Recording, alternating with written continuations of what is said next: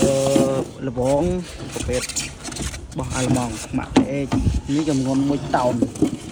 khi dân phở mình nhông không đi cái nia kẹp trong ta lại nơi khang tôi một Pepsi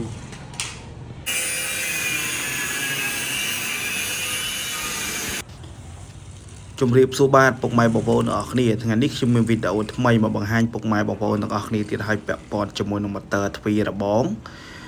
ថ្ងៃនេះផងដែរខ្ញុំបាទបានមកដំឡើង motor ទ្វាររបងជូនលោកពូនៅខាងទល់មុខពេទ្យរុស្ស៊ីហើយ motor នេះផងដែរផលិតផលរបស់អាល្លឺម៉ង់ទម្ងន់1តោនហើយលើយើងធ្វើការដំឡើងជាមួយនឹងទ្វារដែកក្បាច់គឺថាធ្ងន់ដែរទ្វារនេះទម្ងន់ចូល1តោនហើយ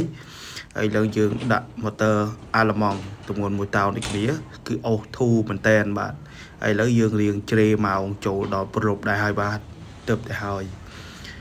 នឹងហើយបងប្អូនបើសិនពុកម៉ែបងប្អូនទាំងអស់គ្នាមានតម្រូវការពាក់ព័ន្ធជាមួយនឹង motor របងទ្វាររមូលសម្រាប់ ទ្វារ root